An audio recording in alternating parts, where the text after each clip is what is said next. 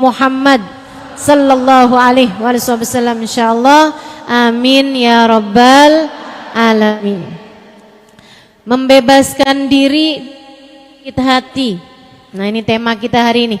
Membebaskan diri dari penyakit hati. Bu, karena yang berpenyakit ini bukan cuman badan. Kita disebut manusia karena punya badan dan juga punya hati. Dan yang bisa kena sakit bukan cuman badan kita, Bu. Badan kalau sakit ujungnya cuman mati. Dan mati itu nggak pakai sakit, semua orang juga emang pasti. Orang hidup belum tentu sempat sekolah. Orang hidup belum tentu sempat nikah. Orang hidup belum tentu habis nikah dapat anak. Orang hidup muda belum tentu sampai tua. Tapi yang pasti semua orang hidup pasti merasakan mati. Badan tuh seapa-apanya sakit. Kalau sakit badan ujungnya cuman mati. Dan mati itu keharusan, keniscayaan sebagai seorang manusia. Masalahnya kalau sampai yang sakit bukan badan tapi hati. Bu, Dek, Nak, mau sebut ibu-ibu doang soalnya banyak adik-adiknya nih ntar ngiri. Jadi sekarang nih kayaknya mesti nyebut semua generasi nih. Bu, Dek, Nak, Nek. Ada nenek-nenek juga ya. Hati kalau sakit bahayanya besar. Kenapa gitu? Bisa nggak selamat. Sebab Allah subhanahu wa ta'ala mengatakan dalam Al-Quran, ala lisani Sayyidina Ibrahim al-Khalil, sesuai dengan lisannya Nabi Allah Khalil, ketika Allah menceritakan tentang doanya Nabi Ibrahim alaihi salam, Rabbi la tukhzini yawma yub'atsun yawma la yanfa' mal wala banun illa man atallaha biqalbin salim. Kata Allah, ya Allah, jangan hinakan saya di hari Engkau membangkitkan hamba-hambamu. Jangan buat saya kecewa di akhirat nanti, ya Allah. Yauma la yanfa' mal. Akhirat, hari orang gak selamat bawa harta. Wala banun. Hari orang gak selamat bawa anak. Jadi yang punya anak banyak jangan bangga dulu. Wah, saya mah tenang dah. Punya anak 30. Jangan bangga dulu. Sebab keselamatanmu tidak tergantung dari itu. Yauma la yanfa' mal wala banun. Lantas yang selamat orang yang datang bawa apa? Illa man atallah biqalbin salim. Yang selamat adalah orang yang datang pada Allah dengan bawa hati. Hati yang selamat, hati yang bagus, hati yang pantas, hati yang bercahaya. Pemilik-pemilik hati yang bercahaya inilah yang kelak di hari akhirat akan hidup dalam keadaan nikmat. Kalau kamu kepengen hidupmu senang, kelak di hari akhirat nanti akan, kalau kamu pengen hidup kamu dari sejak di dunia dikaruniai kehidupan yang baik, kehidupan yang bahagia, kehidupan yang terarah, kehidupan yang solehah, pastikan kamu punya modalnya hati yang selamat. Selamat dari apa? Selamat dari kotoran-kotorannya. Selamat dari penyakit-penyakitnya. selamat dari kegelapan-kegelapannya. Apa kotorannya hati? Kotorannya hati adalah dosa. Kata Nabi Muhammad alaihi salatu wassalam, "Idza adnabal abd nakat fi qalbihi nuqtah sauda. Fa in istaghfar wa taba musih wa illa." Kata Nabi Muhammad, seseorang apabila mengerjakan dosa, maka tertorehlah di lantai hatinya, di ruang hatinya satu titik hitam.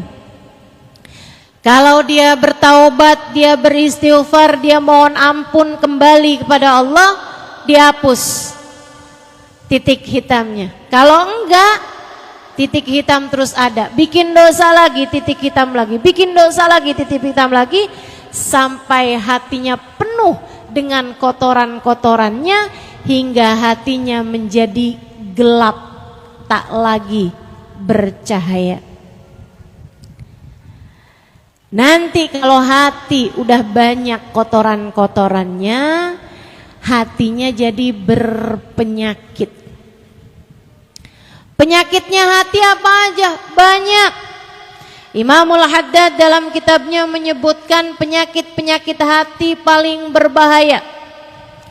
Kata beliau, salah satu dari penyakit hati paling berbahaya namanya kibir, kesombongan.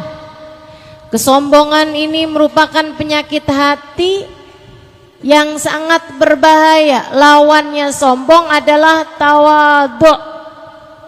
Sombong merasa diri lebih baik daripada orang lain. Saya sih duduk di belakang, tapi nih ya, kalau orang tahu siapa saya, pasti saya bakal didudukin di depan.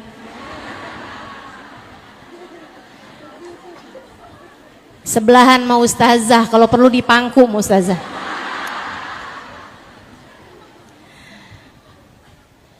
Nah ini nih, merasa diri lebih baik gitu.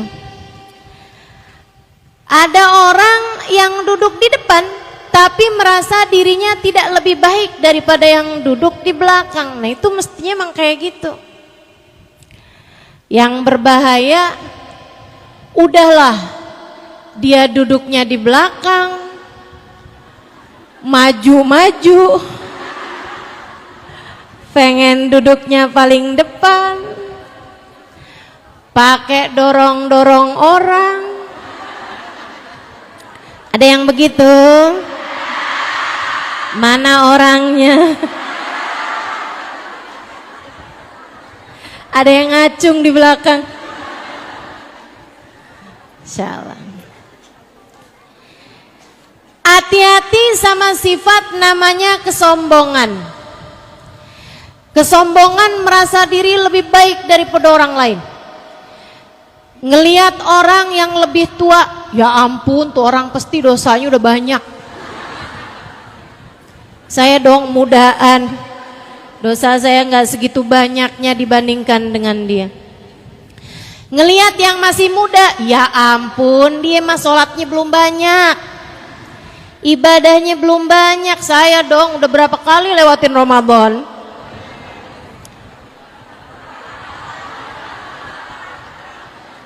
Ngerasa diri lebih baik daripada yang muda-muda.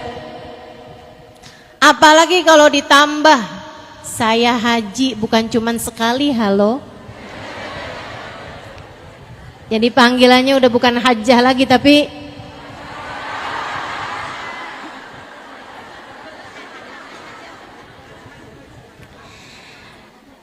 merasa diri lebih baik daripada orang lain, entah karena ibadah, entah karena ilmu, apalagi karena harta. Ini paling bahaya nih. Kenapa gitu? Karena sebenarnya kalau ibadah dan ilmu memang merupakan sarana Allah meninggikan derajat seseorang. Orang jadi mulia karena ibadahnya, orang jadi mulia karena hartanya. Segitunya aja kita tidak boleh merasa berbangga, merasa lebih dari orang lain karena ibadah kita ataupun karena ilmu kita. Apalagi kalau disebabkan karena harta yang sejatinya memang bukan merupakan pertanda Allah cinta, Allah memuliakan seorang hamba. Ya ampun, tuh orang pada miskin-miskin banget ya. Hidup di dunia aja terkutuk.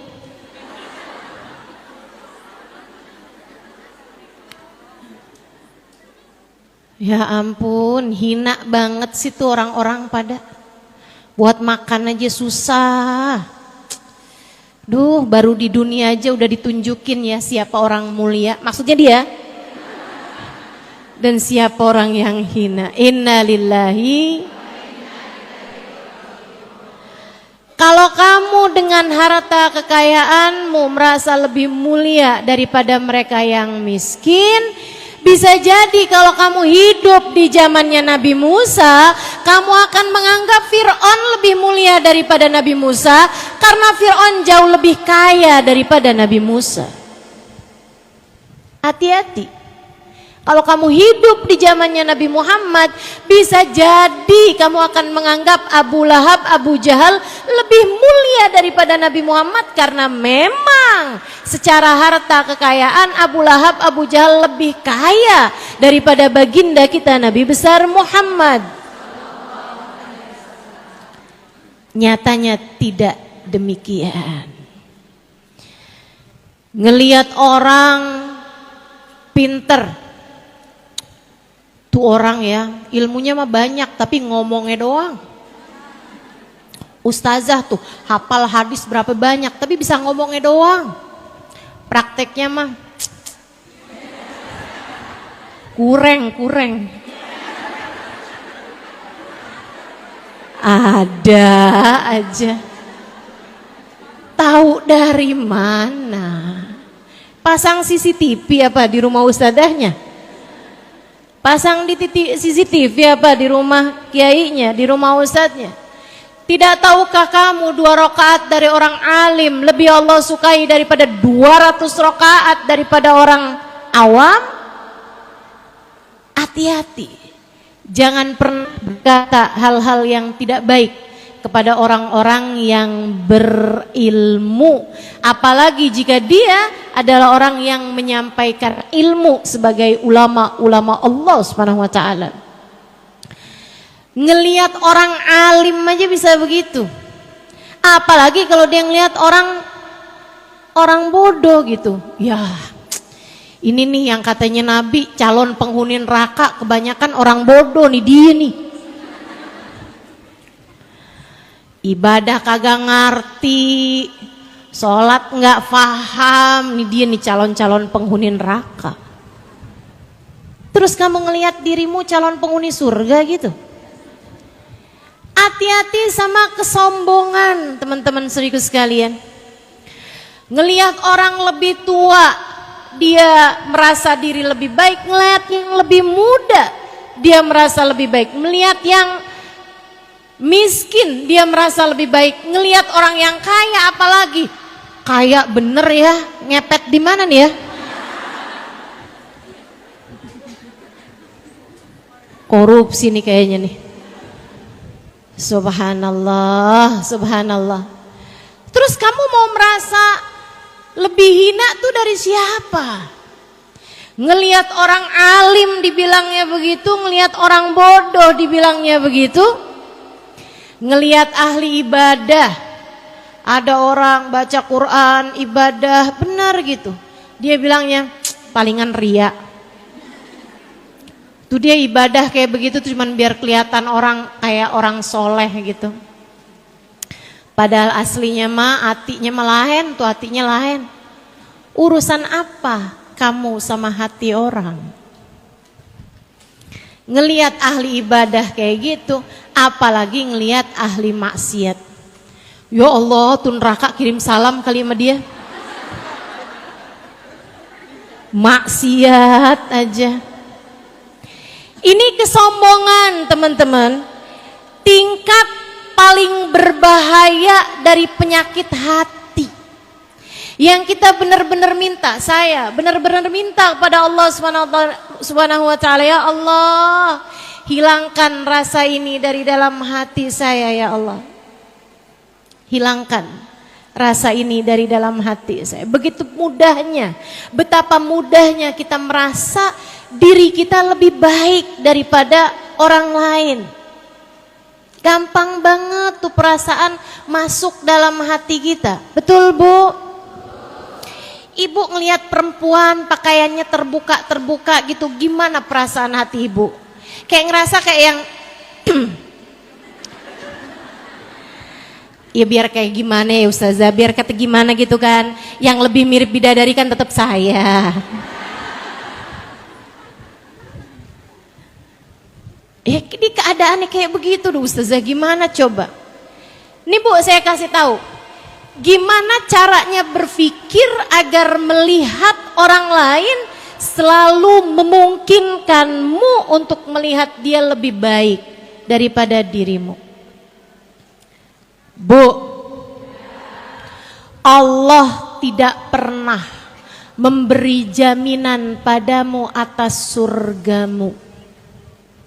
Siapa di antara kita? Siapa?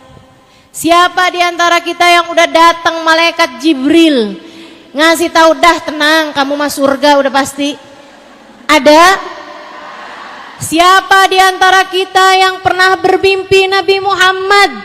Kemudian Nabi Muhammad berkata, tenanglah kamu ada di belakangku. Siapa? Siapa di antara kita yang sudah mendapatkan jaminan bahwa kelak nanti saat melewati jembatan kakimu akan ditetapkan Allah hingga tidak tergelincir dan masuk ke dalam surga Allah tanpa hisab, tanpa azab? Siapa di antara kita yang bahkan dapat memastikan di saat ajal datang menjemputnya dia mati dalam husnul khatimah? Siapa di antaramu yang bisa memastikan dirimu mendapatkan kemuliaan semacam itu? Bukankah kamu, saya, kita semua adalah orang-orang yang berada dalam keraguan? Apakah kiranya Allah ridho kepada kita ataukah Allah murka kepada kita? Bukankah selagi belum ruh keluar dan melihat tempat kembali kita adalah surga, bukankah selama waktu itu kita masih belum nyata keadaan kita, kita masih belum jelas keadaan kita? Akankah ditetapkan dalam jalan taat ataukah kita diusir dari rahmat Allah Subhanahu wa taala dan dibiarkan dalam keadaan maksiat?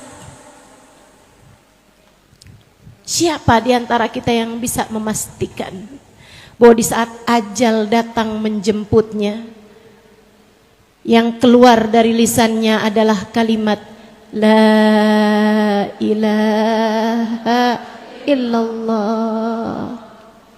Siapa di antara kita yang dapat memastikannya?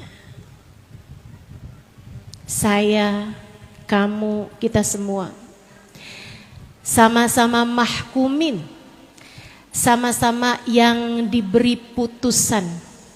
Hakim tertingginya hanya satu, namanya Allah, yang telah mengatakan tentang dirinya, alaihissallahu biahkamil. Bukankah Allah adalah hakim yang seadil-adilnya? Bu, Dek, Allah tuh gak pernah wajib memasukkan kita ke dalam surga. Ini saya serem sih kalau lihat ini. Serem saya kalau ingat ini. Allah gak pernah wajib memasukkan Halimah Al-Idrus dalam surga. Dan Allah bisa, kuasa untuk memasukkan saya ke dalam neraka. Sama, kamu juga gitu. Allah tidak wajib memasukkanmu ke dalam surga. Allah bisa, kuasa memasukkanmu ke dalam neraka dan membuatmu menderita sehabis-habisnya atau bahkan selama-lamanya. Bisa apa kamu? Bisa apa kita? Kalau Allah menetapkan kita sebagai orang-orang yang dihabis-habiskan oleh Allah Subhanahu wa taala dalam siksanya, bisa apa kita? Sebagaimana manusia, orang-orang lain yang kamu lihat dia sekarang berbuat maksiat, yang kamu lihat saat ini berbuat dosa, meninggalkan ibadah, pakaiannya terbuka atau apapun aja dari jenis kesalahan yang kamu lihat ada dalam diri mereka, bisa saja jika Allah kemudian memasukkan mereka ke dalam surga. Apa bisanya kamu? Kalau Allah mau memasukkan dia ke dalam surga, kamu bisa apa? Kalau Allah memasukkan dia ke dalam surga, kamu bisa apa? Tuh yang kamu lihat, perempuan yang tiap malam dianterin sama orang laki-laki yang beda-beda. Kamu bilang, ih, murahan sekali. Bisa jadi kalau Allah ingin memasukkannya ke dalam surga, kamu bisa apa? Terus yang kamu lihat dirimu itu udah sholat, udah ibadah, kalau Allah gak mau memasukkanmu ke dalam surga, kamu bisa apa? Karena ya guru saya Sayyidil Habib Umar bin Hafid menyampaikan, inna lillah sifah, Allah Subhanahu wa taala punya satu sifat, namanya la yubali, Allah tidak peduli. Jika Allah hendak menyayangi seorang hamba, Allah akan memuliakan dia meskipun masa lalunya bergelimang dosa. Allah kalau ingin memuliakan seorang hamba, dinaikkannya derajat hamba tersebut meskipun sebelumnya maksiat demi maksiat dia lakukan di atas muka bumi ini. Jika Allah menghendaki untuk menyayanginya, Allah dengan mudah menaikkan derajat orang tersebut di sisi Allah. Allah tidak peduli. Pun demikian, kamu udah tahajud, kamu udah ibadah, kamu udah ngerjain taat, kalau Allah murka kepadamu, Allah gak peduli sama apa yang sudah kamu lakukan selama ini. Allah gak suka sama satu perbuatan kamu, kemudian seluruh amal perbuatan kamu, kebaikan-kebaikannya Allah gugurkan. Allah tidak peduli itu. Makanya hati-hati sama sifat sombong. Tiap kali ngerasa diri, saya dong. Tanyakan pada dirimu, memang siapa saya? Saya hanyalah seorang hamba yang jika Allah berkenan, jika Allah menghendaki melemparkan saya ke dalam neraka, saya tak akan mampu berbuat apa-apa. Jika Allah menghendaki untuk memurkai saya tidak dapat berbuat apa-apa. Allah tidak peduli kamu mau anak siapa kek. Allah nggak peduli kamu mau sekolahnya di mana kek. Allah nggak peduli mau kamu udah bolak-balik pergi haji umroh kek. Kalau Allah nggak suka, kamu bisa bilang apa? Allah murka, kita bisa bilang apa? Terus ingat-ingat itu dalam hatimu. Terus sampaikan itu dalam jiwamu. Mudah-mudahan dapat jadi obat, dari kesombongan kita selama ini. Insya Allah. Teman-teman saudariku sekalian yang saya muliakan, dulu ada satu Hawari. Hawari itu kayak sahabat buat Nabi Muhammad. Ini punyanya Sayyidina Isa bin Maryam, Nabi Allah Isa. Jadi kalau orang dekat sama Nabi Muhammad, beriman kepada Nabi, namanya kan sahabat Nabi. Kalau sahabatnya Nabi Isa namanya Hawari. Yang Allah ceritakan dalam Al-Quran, qalal hawariyuna nahnu ansarullah, itu ya. Hawari. Ada Hawari. Jadi Hawari sahabatnya Nabi Isa. Dekat sama Nabi Isa sampai sama Allah karena dia dekat sama Nabi Isa, senang khidmat, senang taat sama Nabi Isa. Allah kasih kemuliaan. Kalau dia jalan ada awan naungin dia. Ini teman-teman, kamu kalau dengar kemuliaan semacam ini, jangan pernah doa minta dikasih kayak begitu. Enggak, ini saya serius, jangan ketawa. Saya serius nih ya. Kalau kamu dengar ada orang bisa tahu isi hati manusia, kamu jangan, ya Allah kasih dong saya kayak gitu ya Allah. Jangan. Kenapa gitu? Nah kamu tuh gak ada awan naungin di atas kamu aja, kamu bisa sombong gimana kalau jalan kemana-mana dinaungin awan? Kamu gak tahu isi hati orang aja, kamu gampang mau suudzon sama orang lain. Gimana kalau kamu dikasih lihat isi hati orang? Makanya kalau saya sih saya doa minta sama Allah, ya Allah, jangan sampaikan kepada saya selain kebaikan orang-orang ya Allah. Karena saya cukup sulit untuk menjaga hati agar tetap husnudzon, berbaik sangka. Jauh lebih mudah bagi saya agar tidak mendengar keburukan-keburukan tentang orang lain disampaikan kepada saya. Yang buruk-buruk dari orang jangan sampai dan nyampe ke telinga saya. Saudaraku sekalian yang saya muliakan, Hawari ini, sahabat Nabi Isa ini, kemana jalan awan naungin di atas dia. Satu hari dia lagi jalan di sebuah perkampungan, kemudian di ujung perkampungan tersebut ada gurun pasir. Saat melewati itu dia sambil awan naungin di atasnya, dan dia jalan dalam keadaan terhormat, bajunya putih, pecinya putih, mukanya bercahaya, asar dari ibadah, asar dari zikir, bekas-bekas zikir kelihatan, bekas-bekas wudhu kelihatan dari wajahnya, dari tubuhnya, cahaya ibadah. Dia lagi jalan seperti itu, dia ngelewatin orang baru habis mabuk.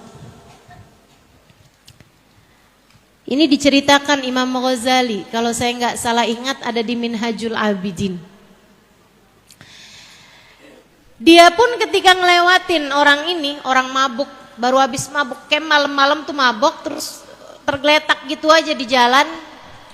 Badannya kotor, bau mulutnya busuk, mukanya kotor,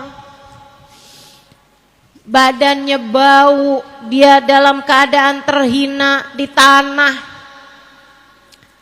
Orang ini ketika lewat, dia menjauh, bukan karena takut dipukul, orang mabok kan namanya mabok ya enggak gitu, tapi dia ngeliatnya, ih ahli maksiat, ih neraka nih orang ini nih, ahli maksiat bener-bener nih, ih jangan sampai dosa-dosa dia ntar nularin saya.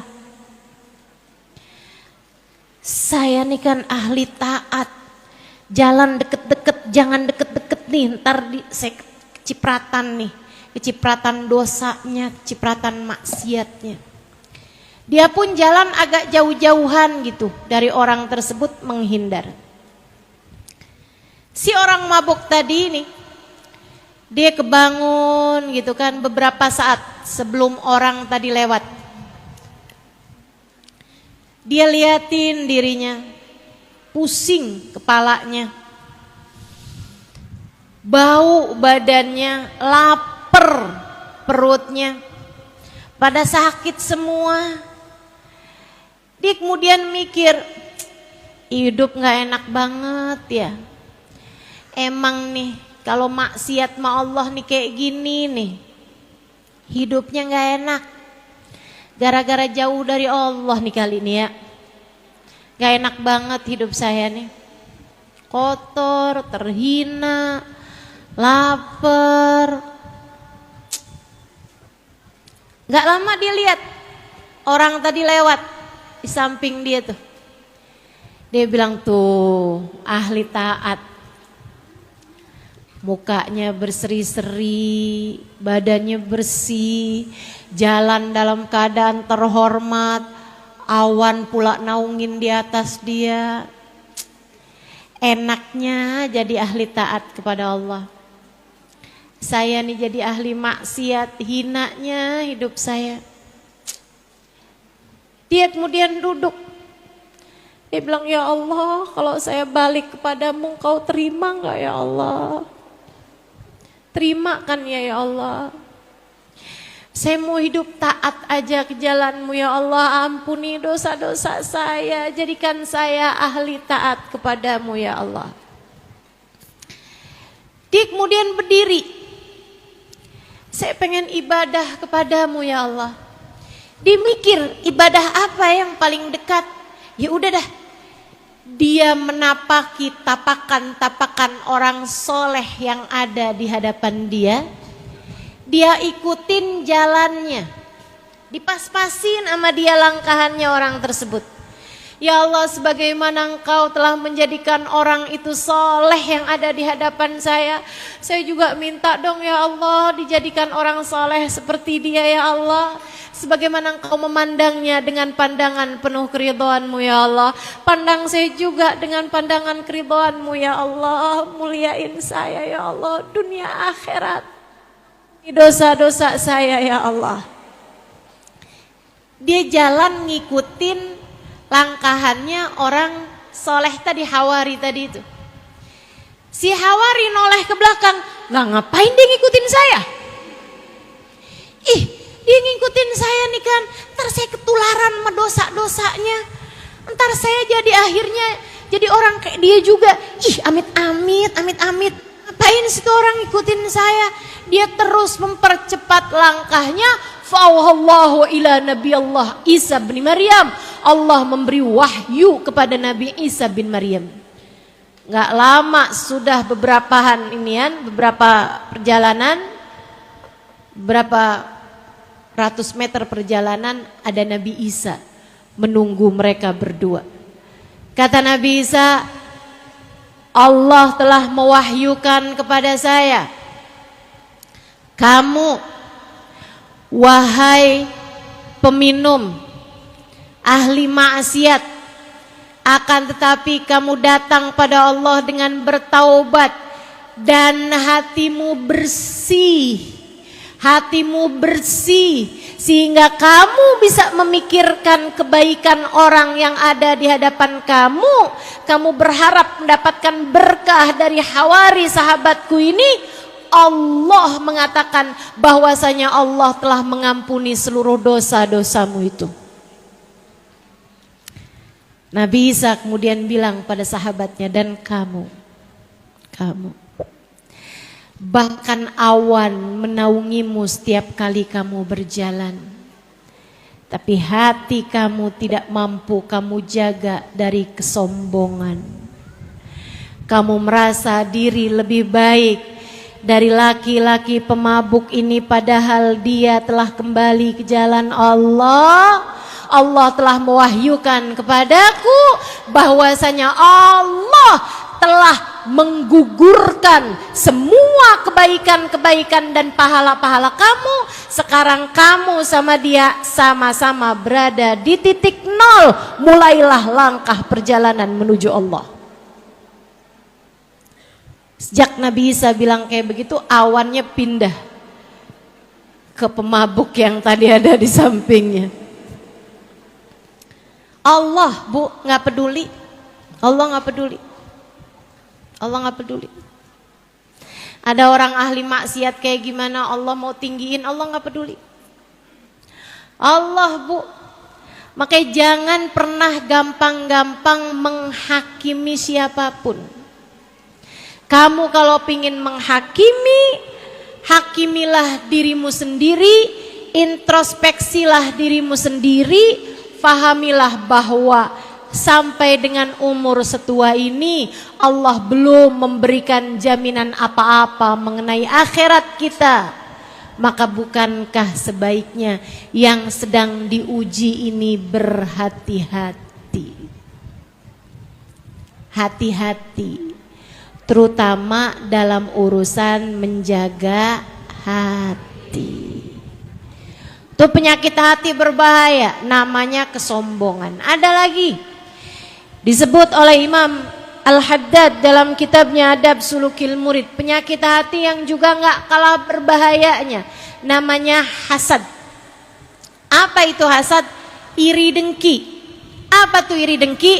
Nih gampangannya, seneng lihat orang lain susah, susah lihat orang lain seneng. Itu hasud.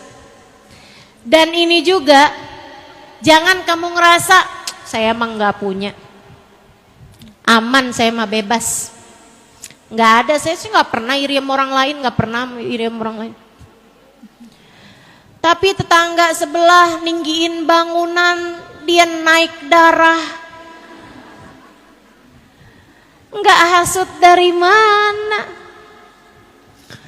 Tetangganya beli mobil, dianya dijemput ambulan.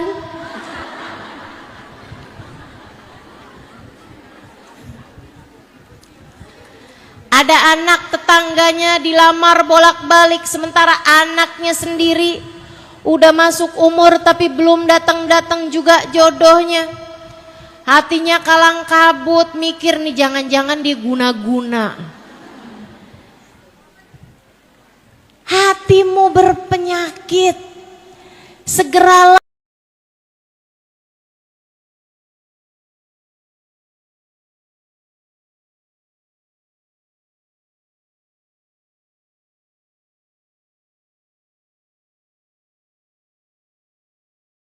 orang lain dapat,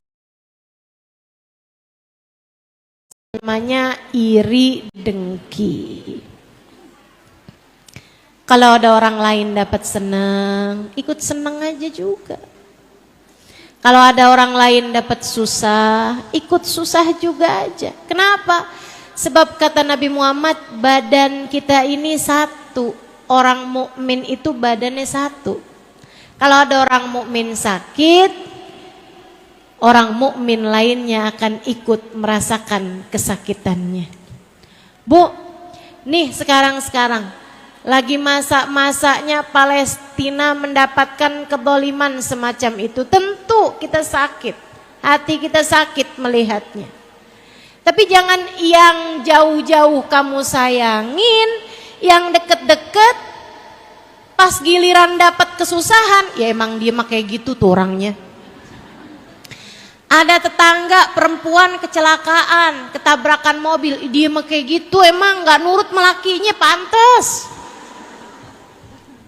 Yang jauh-jauh dapat kemalangan bisa kamu sayangin. Kenapa yang di dekat-dekat kamu malah kamu syukurin? Hatimu jangan biarkan ia dipenuhi dengan hasad, dengan rasa iri dan dengki. Mudah-mudahan Allah selamatkan kita semuanya. Tapi gimana ya Ustazah, ada tuh orang yang hati saya tuh kayak gak pernah biasa aja gitu. Kalau yang lain sih nggak apa-apa nih. Tapi kalau sama dia tuh emang emang kayaknya dianya juga emang suka kayak gitu sama saya Ustazah. Jadi saya juga akhirnya kayak gitu sama dia juga tuh. Saya pokoknya kalau dia dapat kesenangan saya kesel aja gitu. Kesel aja saya Ustazah. Gimana cara ngobatinnya? Kamu harus tahu dulu bahwa itu sesuatu hal yang sangat merusak agamamu. Al-hasad haliqatuddin. Kata Nabi Muhammad, sifat hasad itu adalah pencukur agama. Kayak rambut nih gondrong, kena cukur, langsung botak. Iman kamu, agama kamu kayak begitu. Katanya Nabi Muhammad dalam hadis yang lain, al-hasad ya'kulul hasanat kama ya'kulun narul hatab. Hasud makanin kebaikan kayak api memakan kayu bakar. Kamu ibadah sehari, kena hasud sekali, habis ibadahmu sehari itu. Bahkan kadang-kadang ibadah seminggu, habis kena hasud sekali. Kadang-kadang ibadah sebulan, habis kena hasud sekali. Bahkan kadang-kadang ibadah setahun, habis kena hasud sekali. Bahkan kadang-kadang ibadah seumur hidup, habis sama sekali karena termakan oleh rasa hasud yang menggerogoti dalam hati seseorang. Hati-hati sama sifat hasud. Jangan hasud. Sama-sama belajarnya, tapi yang ini sukses, yang kamu kurang sukses, ya nggak apa-apa. Sama-sama buka usahanya, yang dia maju, yang kamu enggak, ya nggak apa-apa. Bu, Allah yang ngasih rejeki buat semua orang. Allah yang paling tahu.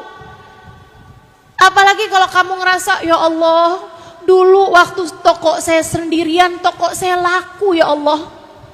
Giliran tetangga toko juga, dia yang lebih laku ya Allah. Bangkrutkanlah toko dia ya Allah. Kamu zalim dengan kamu punya sifat hasud. Kamu merasanya malah diri kamu yang terzalimi. Nah ini kan namanya musang berbulu domba. Gimana mau Allah sayang kalau kayak begitu? Jadi kamu harus ngerasa dulu bahwa itu adalah penyakit. Tiap kali datang kebencian, datang rasa iri, datang sifat hasud nih dalam hati, menangislah kepada Allah. Ini dikasih tahu sama Imamul Haddad obatnya. Yuk bebaskan dirimu. Saya udah kasih tahu tadi obatnya sifat sombong. Dengan kamu berpikir Allah nggak wajib memasukkanmu ke dalam surga. Allah kuasa memasukkanmu ke dalam neraka. Allah juga nggak wajib masukin orang ke dalam neraka. Allah bisa saja memasukkan dia yang paling pendosa sekalipun ke dalam surga. Itu kalau kamu ingetin terus, agak berkurang kesombongan kamu. Tenang teman-teman, saya ngasih tahu kamu obatnya karena saya penyakitan sama kamu. Jadi saya ngerti gimana cara buat ngobatin penyakit-penyakit dalam diri saya ini. Saya sampaikan kepadamu. Saudaraku sekalian yang saya muliakan, Imam Al-Ghazali dalam kitabnya menceritakan, kalau nggak salah Bidayatul Hidayah, diceritakan tentang gimana caranya ngobatin sifat hasud.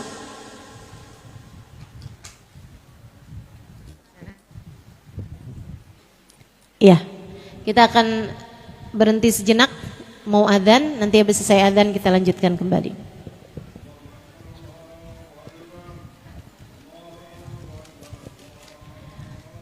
Doa waktu adzan mustajab, kita doa banyak-banyak agar Allah sembuhkan penyakit-penyakit hati kita.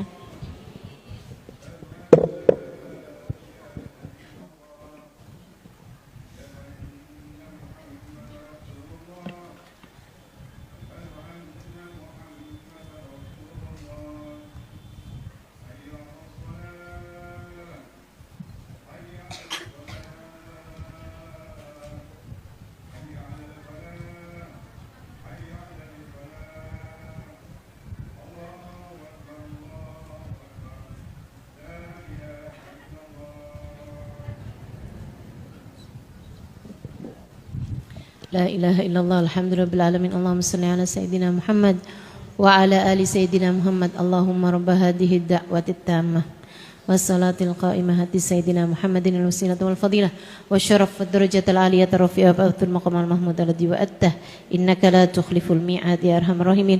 Rabbi ufni wa liwalidayya, rabbi ufni wa liwalidayya, rabbi ufni wa liwalidayya, rabbi ufni wa liwalidayya, rabbi ufni wa liwalidayya warhamhuma kama rabbayani saghira. Wa sallallahu ala sayyidina Muhammadin wa ala alihi wa sahbihi wasallam walhamdulillahi rabbil alamin. Imam Al-Ghazali dalam kitabnya menyebutkan obat penyakit hasud. Kalau kamu merasa diri kamu nih dikuasai sama sifat rasa hasud, biasanya ya maaf, biasanya tuh kalau ibu rumah tangga hasudnya juga sama ibu rumah tangga. Biasanya penjahit hasudnya juga masih sama penjahit. Biasanya maaf, pejabat hasudnya juga masih sama pejabat. Biasanya kalau maaf nih ya, biasanya kalau ustazah hasudnya juga sama ustazah. Makanya hati-hati nih sama sifat ini nih, hati-hati bener-bener. Perempuan biasanya hasudnya juga sama perempuan. Istri biasanya juga hasudnya sama istri-istri yang lain gitu, kayak seneng gitu kan. Kenapa kok saya nih jadi istri kok kayak menderita gitu. Akhirnya hasud, ada istri yang lain dapat hadiah.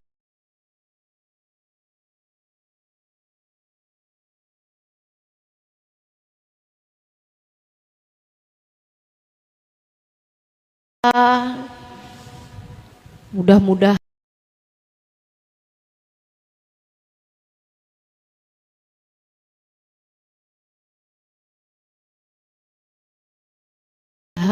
suaminya enggak lagi sayang sama dia.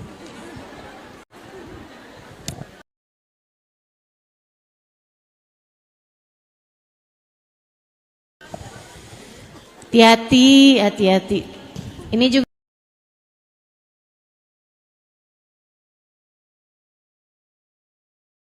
nih Bu nih, kalau ibu-ibu kalau dapat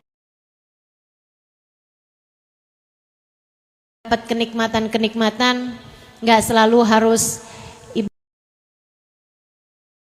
taruh di media sosial.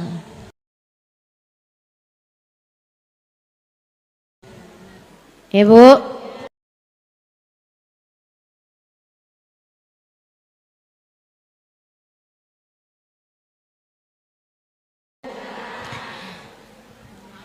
baru habis ditransfer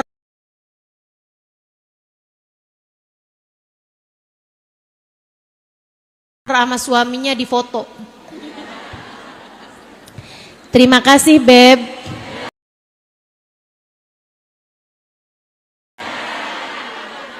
Semoga rezekinya melimpah ruah. Habis itu taruh di bawahnya rezeki istri solehah.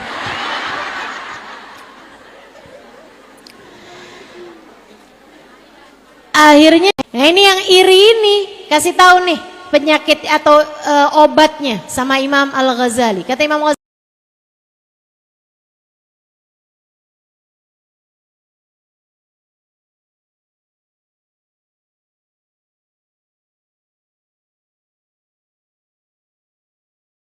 jika kamu dilanda dengan perasaan iri sama orang tersebut, saat kamu sujud terutamanya, saat sholat malam terutamanya, kamu bilang, minta sama Allah dalam hatimu, ya Allah, tambahkan rezeki orang itu ya Allah, tambahkan kekayaannya ya Allah, tambahkan terus kekayaannya ya Allah. Tuh hati kayak gak terima, dia dikasih segitu aja kita udah kesel, apalagi ditambahin. Tapi Bu, obat semakin pahit biasanya semakin mujarab. Tambahin, kamu punya teman, padahal kamu lebih cakep, kamu lebih pinter masak, kamu lebih pinter menservis suamimu misalnya. Kamu punya teman, dia enggak lebih cantik darimu, enggak lebih pinter masak darimu, tapi suaminya sayang banget sama dia. Kamu punya suami, udah segala macam hal kamu lakukan, suamimu marah aja terus, kayak ngeliat lihat di dahi kamu tuh ada tulisan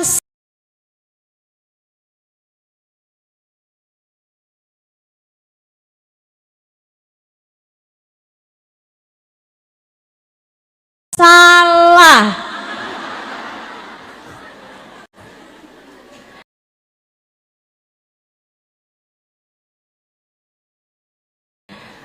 Kamu iri aja ngelihat dia tuh.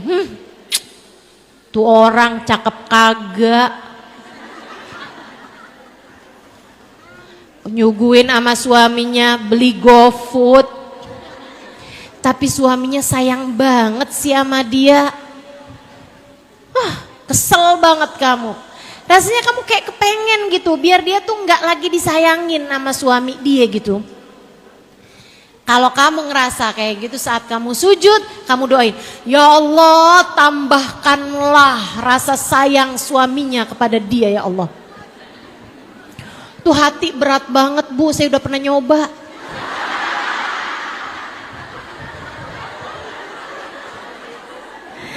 Tapi kan emang ya, dokter itu yang bisa ngobatin yang pernah punya sakit yang sama.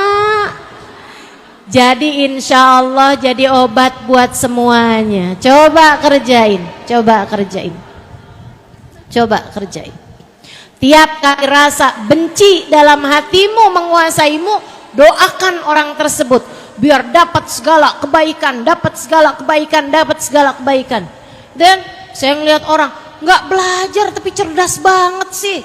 Hati saya rasanya yang saya harus belajar banyak nih biar bisa ngerti gitu kan. Saat saya lagi sujud saya doain, ya Allah tambahkan kecerdasannya ya Allah, tambahkan ilmunya ya Allah, bukakan padanya ilmu ladunimu ya Allah. Pelan-pelan rasanya jadi hilang, pelan-pelan rasanya jadi hilang. Malah kalau kamu bisa lagi deketin, datengin orang itu. Hati nih rasanya, kita kan kalau lagi sebel sama orang, Bu jangan kata kita suruh deketin, ngeliatin mukanya aja ogah. Betul. Sebut namanya aja. Si itu siapa? Si itu. Sampai nyebut namanya aja nggak mau. Nih obatnya nih, kalau kamu lagi sebel sama orang, benci sama orang, hasut sama orang, datengin, salamin, pelukin, bilang sama dia, saya sayang sama kamu. Hilang, setannya hilang, setannya hilang, percaya saya setannya hilang. Obat tuh emang berawanan, Bu.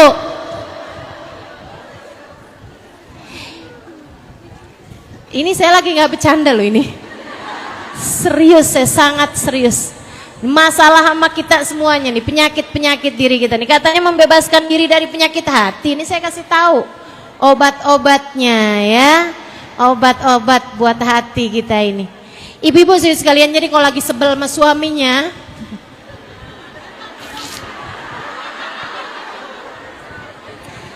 minta maaf, deketin, puji dia.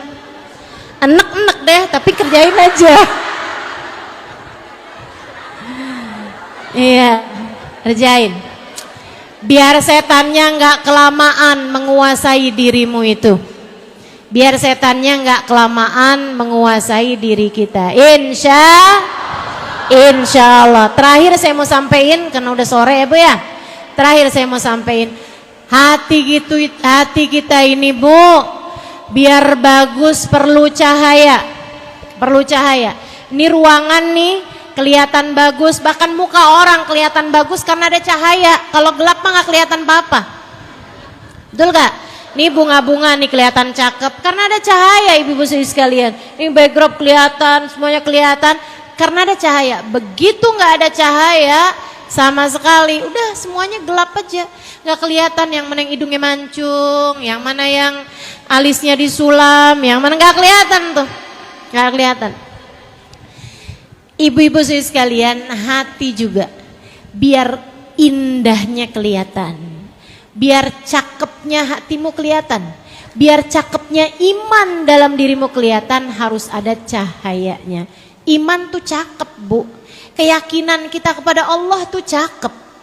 Islam kita ini bikin kita cakep hatinya, cuman seringkali nggak kelihatan karena nggak ada cahaya. Ibu, saya kasih tahu cahayanya hati. Bu, cahayanya hati itu Allahu nurus samawati wal ard. Allah lah cahaya bagi langit dan bumi. Kamu kalau kepengen hatimu bercahaya, taruh Allah dalam hatimu.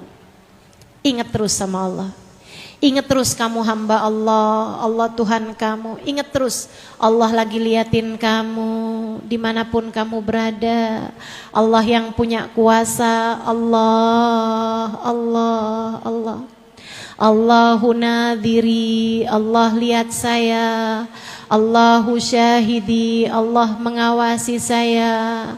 Allahu ma'i, Allah bersama saya. Allahu qaribun minni, Allah dekat dengan saya. Terus ingetin diri, terus ingetin diri.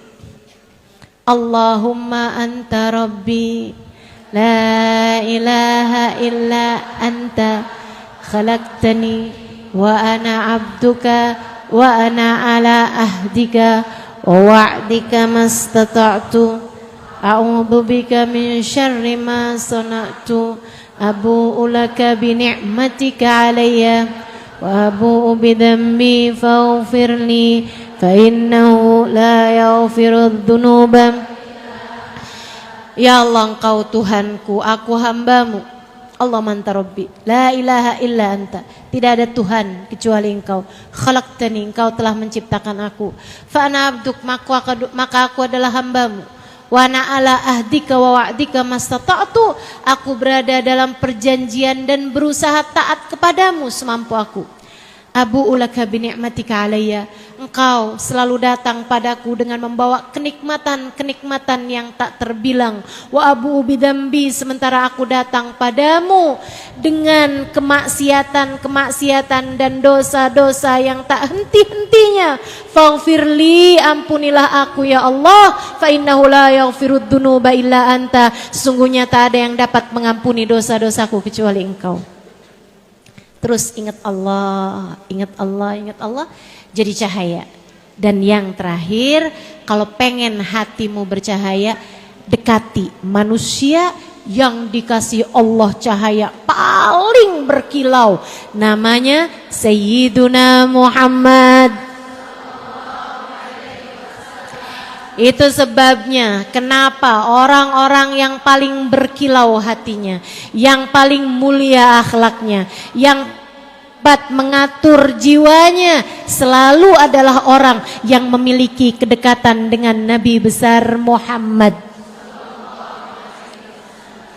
Ini mujarab buat saya, silahkan amalkan. Kalau kamu sedang merasa tidak mampu menguasai hati, kamu lagi kepengen ngomel-ngomel, kepengen marah-marah, kamu lagi dilanda perasaan, anak kamu nih pengen kamu remes, kamu balikin lagi ke perut. Kamu kalau lagi ngerasa gak mampu nata hati, dilanda kecemburuan terhadap suami misalnya gitu, atau dilanda rasa kesel, rasa marah terhadap siapapun, saudaramu, temanmu atau siapapun, ketidakmampuanmu menjaga hati karena kurangnya cahaya di dalam hatimu, cepet cari. Istilah HP nih, baterai kamu nih udah bener-bener low, udah hampir mati nih, buruan dicas. Cara ngecas paling cepat adalah, kalau kamu sedang memungkinkan berwudu, silahkan berwudu. Kalau enggak sedang memungkinkan karena sedang menstruasi, enggak usah wudu, kamu duduk aja menghadap kiblat, baca sholawat kepada Sayyiduna Muhammad. Allahumma salli ala Sayyidina Muhammadin tibbil qulubi wa dawaiha wa afiyatil abdani wa shifaiha wa nuril absari wa diyaiha wa ala alihi wa sahbihi wa sallim. Allahumma salli ala Sayyidina Muhammadin tibbil qulubi wa dawaiha wa afiyatil abdani wa shifaiha wa nuril absari wa diyaiha wa ala alihi wa sahbihi wa sallim. Sambil kamu bilang, ya Allah, solawatkanlah, sampaikanlah solawat salammu kepada Nabi Muhammad. Jadikanlah obat bagi hati saya ya Allah, jadikanlah obat bagi badan saya ya Allah, bagikanlah obat bagi cara berpikir saya, cara melihat saya. Solawat saya kepada Nabi Muhammad jadikanlah obat untuk segala macam penyakit bohir batin saya. Saya minta kepadamu ya Allah, jadikanlah solawat saya kepada Nabi Muhammad sebagai caramu untuk membersihkan hati saya, menerangi hati saya, menjadikan hati saya hati yang selamat. Terus baca solawat, liatin. Nanti tuh pelan akan semakin tambah lebih mudah mengolah emosi kamu. Makanya buat ibu-ibu juga yang punya anak suka ngambekan, yang punya anak suka tantrum, ajarin baca solawat, bikin hati anak jadi adem. Ya Bu, anak ya Bu, bukan suami. Kalau suami rada repot. Pas dia lagi marah-marah, Allahumma sholli ala, agak repot ya. Apaan sih gitu nanti ya. Bismillah, insya Allah mudah-mudahan kita udah pelajari nih sampah-sampahnya hati. Kita berusaha untuk selalu bertaubat pada Allah Subhanahu wa taala atas segala dosa-dosa kita yang telah lalu. Penyakit-penyakitnya hati tadi udah saya sebutkan, beberapa diantaranya yang paling sering mengenai hati-hati kita. Kemudian yang terakhirnya juga saya sudah kasih tahu kepadamu bagaimana cara mencahai hati. Semoga menjadi ilmu yang bermanfaat buat semuanya insyaallah, menjadikan kita orang-orang yang terbebas dari penyakit-penyakitnya hati. Mudah-mudahan bisa diamalkan walaupun hanya sedikit ini ya. Mudah-mudahan bisa diamalkan ala hadhihin niyah wa bikulli niyatin salihah jami'ah syamilah. Annallaha yunawwir qulubana wa qalibana mal huda wat tuqa wal afaf wal ghina war ridha wal yaqin yaftah alaina futuhal arifin yakhtim lana bil husna wa huwa radin anna fi watwin wa afiyah wa ila hadratin Nabi Muhammad sallallahu alaihi wa ala alihi wasallam. Al-Fatihah.